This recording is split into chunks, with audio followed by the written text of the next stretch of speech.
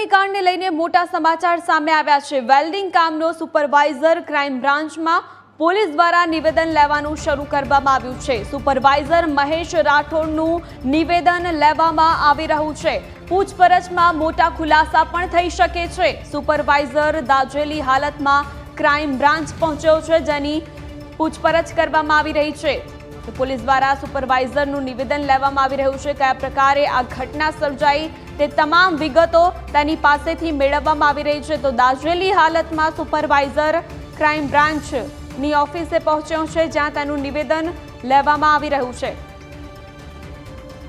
તો આજ મુદ્દે વધુ જાણકારી માટે સંવાદદાતા ઋષિ આપણી સાથે ફોન લાઈન પર જોડાય છે। ઋષિ, સુપરવાઇઝર દાઝેલી હાલતમાં ક્રાઇમ બ્રાન્ચ પહોંચ્યો છે, તેની પાસેથી તમામ વિગતો મેળવવામાં આવી રહી છે, શું જાણકારી?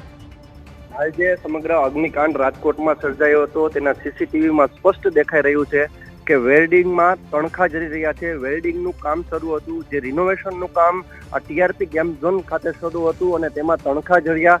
1500 લીટરથી વધારે પેટ્રોલ ડીઝલનો જથ્થો હતો।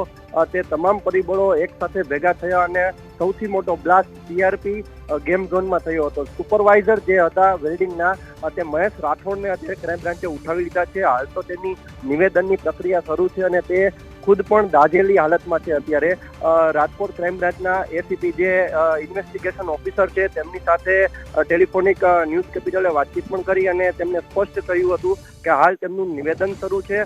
હાલમાં તેઓ તેમની અટક તો નથી કરવાના, પરંતુ તેમને સાક્ષી બનાવાય તેવા પરિબળો અત્યારે સામે આવી રહ્યા છે।